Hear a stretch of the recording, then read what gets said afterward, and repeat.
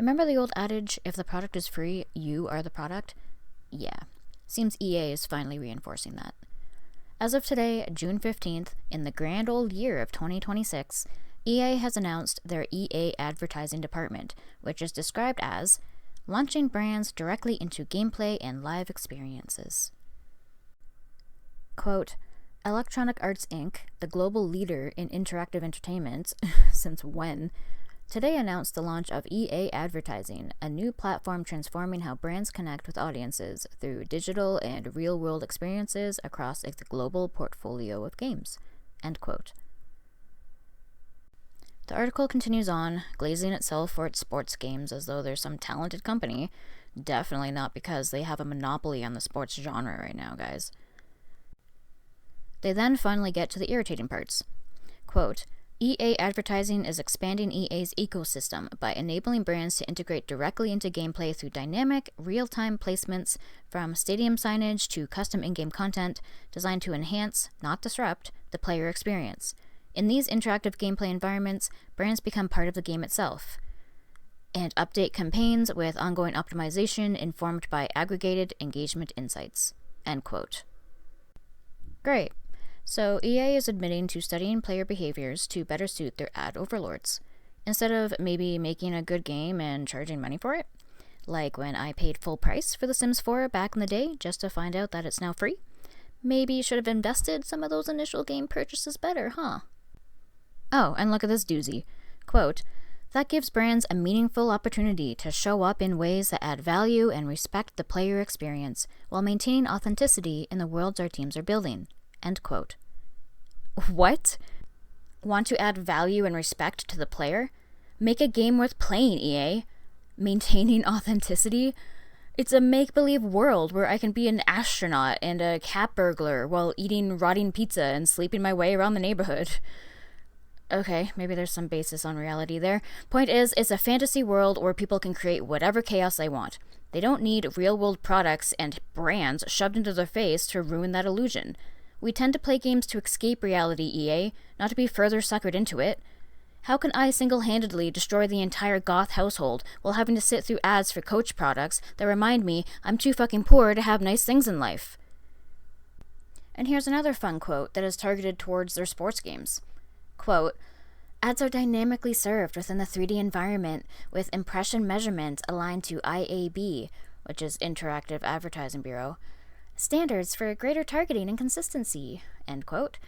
And then it goes on to also say, quote, brands can connect with relevant audiences across EA's franchises using advanced targeting powered by EA's new proprietary ad server and SDK, end quote. So, EA is a marketing company now, not a game company. Remember when game companies were like, guys, how do we make this cool idea we have into a fun and immersive gameplay experience that players can really sink their teeth into? And then they gave us GOATs like the Lunar series, or basically every single Dragon Quest game. And companies used to be, like, proud to make a game with really good review scores, and proud that people loved their game and it had long-lasting effects on people's lives. Now these companies only care about how many units are sold. Bad reviews and shit-talking doesn't seem to matter to them. Plus, it's the customers who are wrong, clearly. The article continues on to discuss EA's collaborations with brands for their sports games, like Visa partnering for FC and college football, using very generic phrases such as delivering immersive experiences and connecting its global network with a community. This tells me sweet fuck all about what Visa is doing, EA. What immersive experience is Visa adding to the gaming community exactly? I remember a time when games could thrive and even profit without Visa backing them. Ugh, what a time to be alive. I miss my childhood. There are more collaborations listed in the sports field, and I'll admit I don't play sports games, so my knowledge on this is pretty limited. But it sounds to me like you pay full price for a game, and then you get sponsored content within it from brands like Lowe's and Red Bull? Am I reading this right? It's like people only do things because they get paid. And that's just really sad. I guess if you're just getting free items in-game from these brands and it isn't affecting your gameplay at all, then maybe it's okay? Bearable, even? But actively playing ads during your gameplay experience is not only immersion-breaking, but legit makes me feel like Black Mirror is just foreshadowing our future. Resume viewing. Resume viewing. Resume viewing. Resume viewing. I'm just tired, man. I want games to actually be games again. I want to play a game to feel things, to escape reality, to think critically about things and explore the human condition. Sure, not all games are that deep, but many are, and there's almost always something that can be gleaned from them. Games tend to have their own morals and themes, just like a book or a movie might. Or at least they used to. I want to go back to that. Give me Maxis back. Give me working designs back. Give me Square Enix when they still cared about gameplay and not just shiny graphics and NFTs.